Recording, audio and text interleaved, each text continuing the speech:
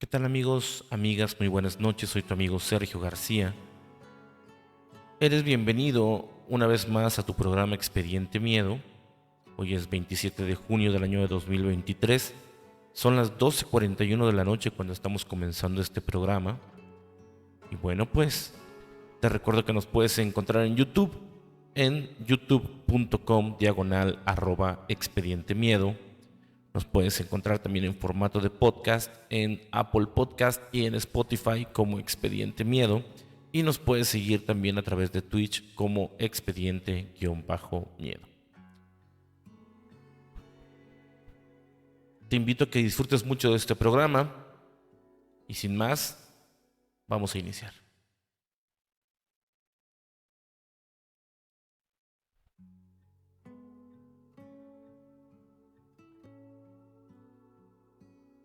¿Qué tal amigos? ¿Cómo están? Muy buenas noches. Pues como ya escuchaste en el intro, mi nombre es Sergio García. Voy a estar contigo aquí en este programa de Expediente Miedo del 27 de junio del año de 2023. ¿Cómo están? ¿Todo bien? ¿Están listos para un programa más? Y bueno, pues una vez más, este es un programa que me da mucha emoción compartir contigo. Porque bueno, también te lo debo advertir una vez más, que estamos a las puertas de una historia que es real y que al mismo tiempo soy consciente que es muy difícil de creer.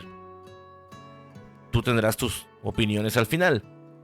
Pero bueno, esta historia se sostiene porque además tiene como testigos a miles de personas que directa o indirectamente se vieron sorprendidos por lo que la mujer de la que te voy a hablar hoy podía hacer. Por lo que la mujer de la que te voy a hablar hoy podía hacer. Hoy te voy a contar de cosas fantásticas, de estados de realidad mental que muy poca gente es capaz de entender o explicar, incluso el día de hoy. Yo solo te lo voy a contar, por supuesto, yo no soy ningún experto de nada de esto. Y te lo digo de verdad. Es curiosa la manera en que surgió este programa, la historia de este programa, ya que yo estaba investigando acerca del doctor Jacobo Greenberg. Por si no lo has hecho, si no sabes de qué te estoy hablando, te invito a que te des por ahí una zambullida en Google, y busques Jacobo Greenberg y te vas a sorprender de lo que vas a encontrar. Estaba buscando información acerca de este neurofisiólogo y psicólogo mexicano, fundador del Laboratorio de Psicofisiología y del Instituto Nacional para el Estudio de la Conciencia. Laboratorios e institutos que eran financiados por la UNAM misma. Jacobo Greenberg, autor de más de 46 libros, una persona estudiada bastante con estudios en el extranjero, maestrías, doctorados, y que un día desaparece sin dejar rastro. Y hasta el día de hoy no se sabe qué pasó con Jacobo Greenberg. Ese es el tema que yo estaba investigando para hablarte hoy. Pero al estar investigando, al estarme metiendo más a fondo, decidí dejar la historia de Jacobo Greenberg para otro capítulo. En este punto te vas a poder preguntar que qué tiene que ver el doctor Jacobo Greenberg con la historia que te voy a contar hoy. Y la respuesta es muchísimo. Jacobo Greenberg, en su papel de científico, cuentan sus allegados, su familia, hacía muchos experimentos para entender la mente. Él decía que todos los humanos en todo el mundo estamos conectados a través de la mente. Digo, eso te lo estoy diciendo a grandes rasgos. Es un tema muchísimo más complejo. Y él hacía incluso experimentos donde dos personas diferentes en cuartos diferentes, una recibía un estímulo y la otra persona aseguraba también verlo y sentirlo. Todo bajo un proceso, como te comento, no es nada más porque sí. Si te das un chapuzón vas a poder entender un poquito más de lo que te estoy hablando. Este doctor Jacobo un día se entera de esta mujer que le aseguraban que podía curar cualquier enfermedad, que podía curar cualquier dolencia que una persona tuviera. Y no solo eso, sino que además hacía cosas fantásticas que resultaban imposibles. Así. Y bueno, él en su calidad de científico, un día decide tomar una maleta pequeña, toma ropa para 2 o 3 días, viaja a la Ciudad de México y lo que inicialmente sería una visita de unos días, de una semana quizá, se convierte en una estadía de 2 años para Jacobo Greenberg. Según lo que se puede investigar, según lo que a través de testigos se puede saber, la primera intención de Jacobo era desmentir nada más y nada menos que a Bárbara Guerrero, mejor conocida como Pachita. Nunca lo pudo hacer, nunca tuvo los argumentos suficientes para hacerlo. Al contrario, Jacobo Greenberg quedó convencido de lo que vio y de lo que esta mujer era capaz de hacer. Durante estos 2 años fue testigo presencial de las cosas increíbles que era capaz de hacer, como te lo digo.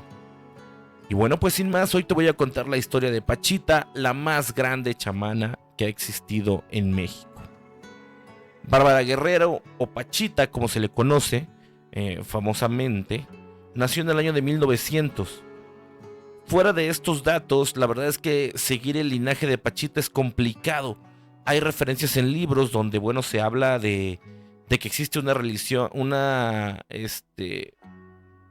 relación entre los trabajos que hacía Pachita con los que realizaba en su momento algunos príncipes aztecas, entre los que por supuesto se encontraba Cuauhtémoc, el último gran emperador. Este es un dato que te lo estoy aventando muy de inicio, pero que más adelante te va a hacer un poco más de sentido en esta historia. Pachita decía que su linaje se pasaba de generación en generación mediante el parentesco directo. Con su linaje no nos referimos por supuesto únicamente a lo familiar, sino al don que ella tenía, afirmando que tras su muerte sería alguno de sus hijos varones quien seguiría con esta tradición que ella tenía de curar, con su trabajo, y que esto seguiría con los hijos de sus hijos, etc. Y si tomamos como cierto este dato de que las habilidades de Pachita se venían heredando desde un linaje muy antiguo, pues entonces quizá debemos suponer que nuestros antepasados tenían conocimientos que nosotros desconocemos totalmente al día de hoy, y que además aparentemente no los tenemos el día de hoy. Incluso con la tecnología con la que vivimos en pleno año 2023, en nuestro acontecer diario, eso es algo de sorprenderse realmente, que no podamos entender lo que hacía Pachita. Y no digamos entender, no podemos replicarlo, no podemos hacerlo. Continuando con la historia de Pachita, ella nace en la ciudad de Parral, en el estado de Chihuahua, al norte del país. Ya te lo mencioné, en el año de 1900, y ella es abandonada por sus padres debido a que fue una hija ilegítima de matrimonio. No se sabe mucho, pero se puede saber que fue adoptada por un hombre de nombre Charles, de origen africano, quien Pachita aseguraba que le enseñó procedimientos de curación, de manejo energético, de movimiento de las estrellas y de obtención de información tal cual como si fuera un oráculo. De Charles también no hay mucha información, se sabe que se regresó a su país de origen cuando Pachita tenía apenas 15 años y que desde ese momento ella tuvo que vivir sola, subsistir por sus propios medios. Y según la misma Pachita, ella hasta sus 15 años todavía desconocía de estos dones que ella tenía. Y bueno, la verdad es que también a esta edad, ella de haberlo sabido, era entendible que no lo hiciera del conocimiento de todos, pues estamos hablando de una época en que esto hubiera sido algo totalmente descabellado. Que una niña de esa edad dijera abiertamente o manifestar tener ciertas habilidades, ciertos dones para curar cualquier tipo de enfermedad, hubiera sido tachada de bruja al instante. Se desempeñó como bailarina, trabajó vendiendo billetes de lotería, cantando en camiones para obtener monedas. Y es entonces cuando ella empieza a ser consciente de su don. Ella empieza a entender que quizás esa es la misión que ella tiene en este mundo. Y en algún punto llega a la Ciudad de México. Es sabido que no es hasta su etapa ya adulta en la que ella decide dedicarse totalmente a la curación como modo de vivir. Y modo de vivir Es una manera de decirlo, porque Pachita nunca cobró un solo peso por esto que hacía. Atendía pacientes de muchas partes del mundo, mucha gente venía a verlo, tenía amistad con presidentes, con la esposa de presidentes. Era invitada a eventos de presidencia. Y en el lugar donde ella hacía estas operaciones, ella nunca pidió un peso a nadie. El que quería darle algo era bienvenido, el que no, no pasaba nada. Ella lo hacía por el puro uso del don. De la manera de trabajar de Pachita la podemos dividir en 4 fases. La primera, la de diagnóstico. La segunda, el trabajo quirúrgico. La tercera, el manejo del espacio, de materia y energía. Y la cuarta fase, que sería lo que ella llamaba el trabajo místico. La gente que veía trabajar a Pachita afirma que los pacientes llegaban, se presentaban ante ella, ella tomaba sus manos con las palmas hacia arriba, las miraba, y con tan solo esto ella diagnosticaba enfermedades específicas. Sabía también de localizar abscesos, tumores, úlceras, cualquier infección que tuviera algún órgano del paciente. En algunas ocasiones también incluso dicen que con únicamente ver al paciente ella ya sabía cuál era su dolencia. La principal actividad de Pachita era la de intervenir quirúrgicamente a sus pacientes, sí, quirúrgicamente. Y esto no crees que lo hacía en un hospital, no crees que lo hacía en una clínica, en un lugar preparado para esto. No, ella esto lo hacía en su casa, en un cuarto sin ninguna condición de higiene o de seguridad médica. Lo hacía en un pequeño cuarto que estaba apenas iluminado con la luz de veladoras, adornado con lo que se dice que era un gran altar de 7 pisos, en los que se podían imaginar, se podían observar imágenes del mismo Cuauhtémoc, de la Virgen de Guadalupe y de muchísimos otros santos. El único requisito que Pachita le pedía a sus pacientes era que llevaran una cobija limpia. Ella los acostaba sobre una pequeña cama de madera, la cual se cubría nada más con un plástico vil transparente. Eso era todo, no había más. No se desinfectaba nada, no se tenía ningún cuidado para el paciente, para Pachita misma. Ahí tal cual como te lo cuento. Ya una vez tendidos, Pachita identificaba el área del cuerpo afectada, mojaba un algodón con alcohol, lo frotaba sobre la piel y acto seguido ella tomaba con su mano derecha su instrumento. Como instrumento te estoy hablando de un cuchillo de monte de 15 centímetros. No te estoy hablando de un bisturí ni de ninguna herramienta médica con la que ella hiciera esto. Un cuchillo de monte de 15 centímetros, con eso ella te operaba. Un cuchillo, un vil cuchillo. Lo introducía en la piel, haciendo incisiones, que por lo general solían ser muy grandes. Por supuesto, seguidas de hemorragias grandísimas. Totalmente consecuencia de alguien que hacía una incisión sin ningún tipo de conocimiento médico, sin ninguna técnica médica correcta. Ni las medidas de seguridad necesarias, ni las más básicas. La gente que estaba allí, que presenciaba estas operaciones, dice que los pacientes sí efectivamente sentían dolor, se quejaban, pero que de todos modos era evidente que el dolor que estaban sintiendo no era el dolor que deberían estar sintiendo en realidad. Te están abriendo con un cuchillo y el dolor era mínimo. Los pacientes de Pachita no se anestesiaban de ningún modo. No se les daba ningún tipo de bebida, ningún tipo de brebaje que los aletargara o que les quitara el dolor. Nada. No se les daba nada que los pusiera en un estado de adormecimiento. No cabe duda que algo misterioso apaciguaba el dolor de toda esta gente. ¿Pero qué era? No lo sabemos. Pachita hacía la incisión y acto seguido introducía el cuchillo al interior del cuerpo y con maniobras rápidas extraía tumores, cortaba pedazos de órganos, colocaba tejidos en su lugar. Y todo esto a los ojos del paciente y a los ojos de algún familiar que estuviera ahí del paciente. Entre el cuarto donde Pachita operaba y la sala donde la gente esperaba, solo había una cortina. Una vil cortina que tapaba un cuarto de otro. Todo esto también ocurría frente a los ojos del doctor Jacobo Greenberg, que te platiqué al principio, que fue sin duda quien mejor documentó las actividades de Pachita, ya que Jacobo fue una de las pocas personas a las que Pachita permitió estar en todo momento.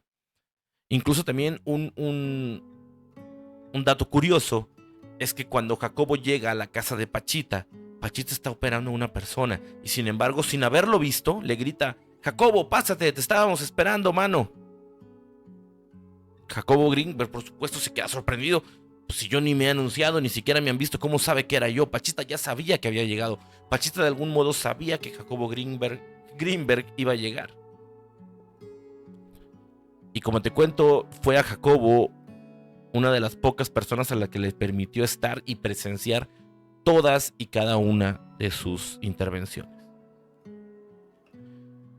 Y ahora sí, agárrense porque entramos al punto más... No me gusta decir fantasioso, porque para mí no es fantasioso, es una historia que yo creo, es una historia que yo sé, algo dentro de mí me dice que es real. Pero bueno, si tú no eres tan creyente de estas cosas, lo podemos llamar fantasioso entonces.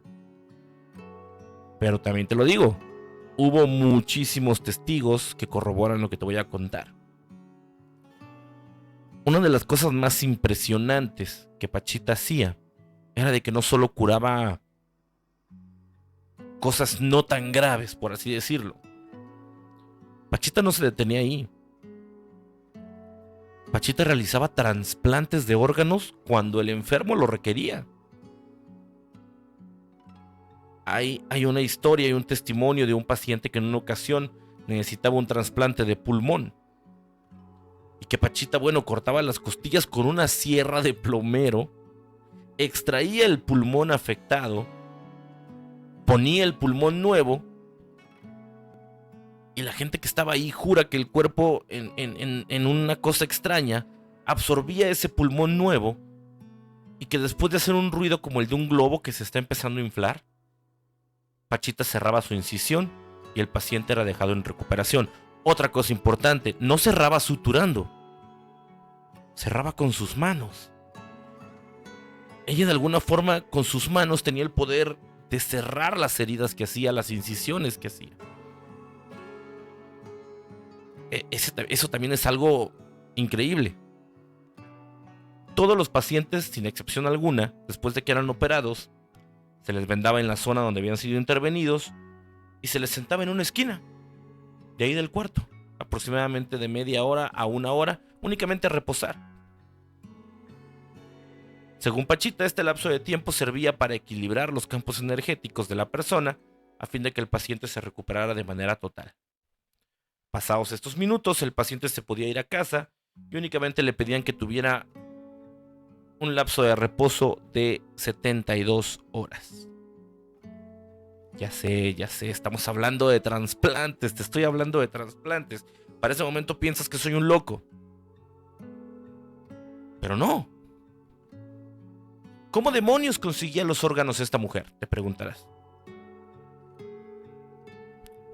Hay incluso una publicación del doctor Jacobo Greenberg, si la puedes conseguir, está en un libro, incluso te debo el nombre ahorita, pero lo puedes conseguir. Hay un libro donde Jacobo Greenberg cuenta todo lo que vio y todo lo que vivió con Pachita, y es este mismo doctor quien aseguró que había pacientes que conseguían órganos a través de cadáveres en la morgue.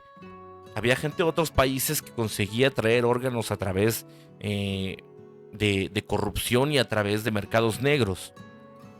Pero también Jacobo Greenberg cuenta que en muchas ocasiones era Pachita quien a través de su poder,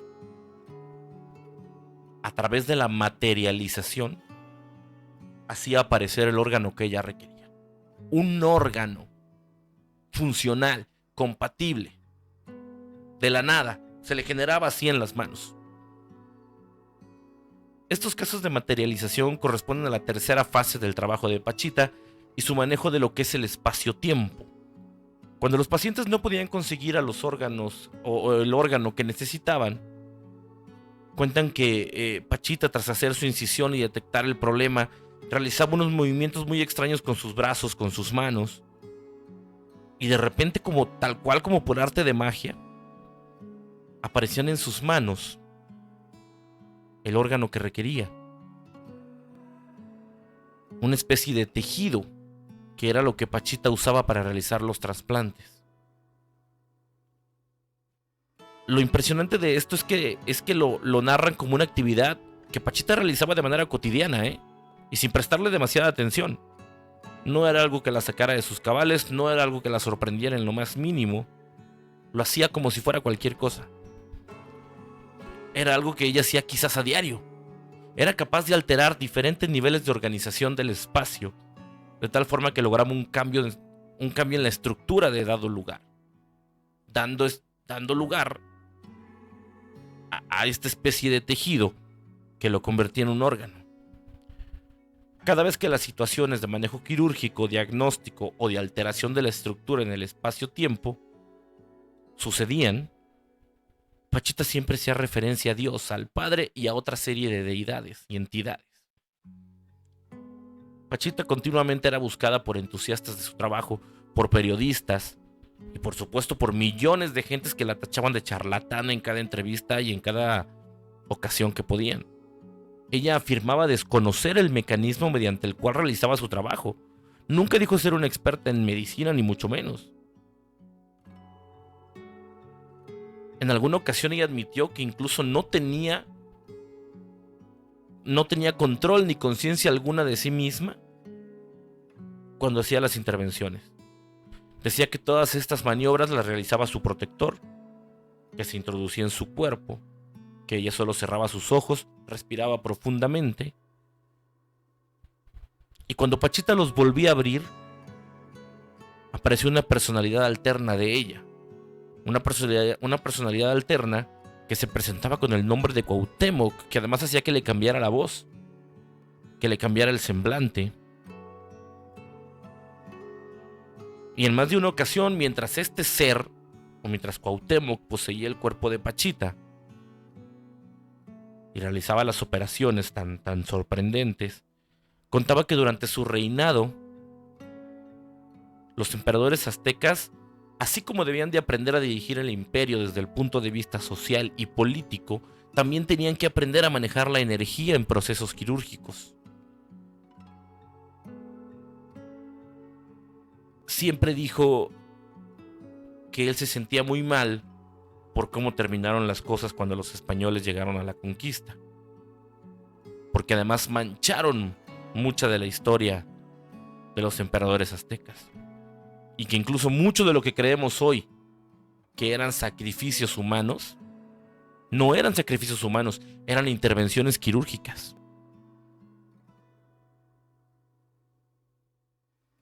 Siempre consideró que su misión en la tierra había sido interrumpida por la conquista española, como te lo comenté, y que Pachita, a través de su cuerpo, le ofrecía la oportunidad de concluir su obra.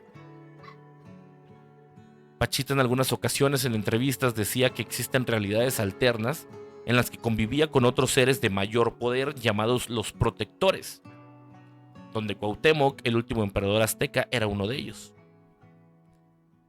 que era quien poseía su cuerpo y operaba a los pacientes, y que existía todavía otro nivel más alto, donde existía un ser al que el mismo Cuauhtémoc se refería como el Padre Supremo o como Dios. Durante toda su vida, Pachita predicó que existe un nivel dentro de uno mismo a partir del cual todo es posible y que debe aceptarse como algo natural. Siempre, siempre a todos sus detractores les decía que hasta que no aceptaran como natural lo que ella hacía, nunca iban a poder comprenderlo. Que no había necesidad de buscar una explicación maestra, que no existía un mecanismo sofisticado, que solo se trataba de aceptar que cuando se llega a ese nivel, en uno mismo, todo es posible mediante un acto de voluntad.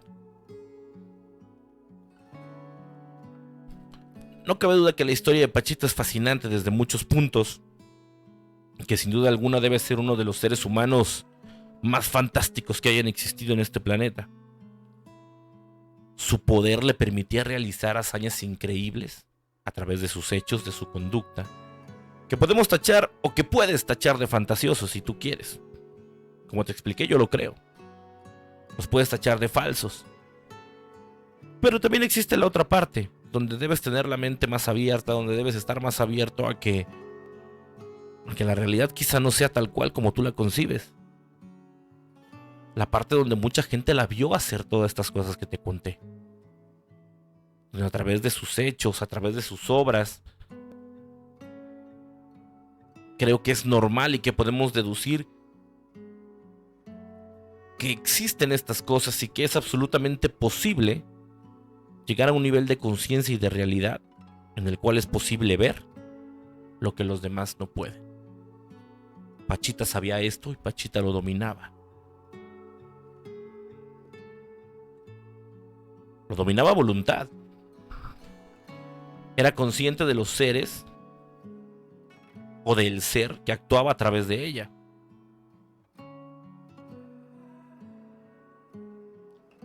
¿Qué te pareció esta historia? ¿Ya habías escuchado alguna vez de Pachita? ¿Habías escuchado alguna vez del Dr. Jacobo Greenberg? Sin duda alguna son dos historias de dos personas totalmente opuestas. Pachita, una mujer sin estudios, una mujer que hacía lo que hacía sin tener ninguna preparación profesional. Y el Dr. Jacobo Greenberg, una persona estudiada, con estudios en el extranjero, maestro de la UNAM, con más de 46 publicaciones. Una persona totalmente de ciencia que quedó fascinado por el trabajo de esta mujer. Y dos historias que, a pesar de venir de corrientes distintas, un día conectaron.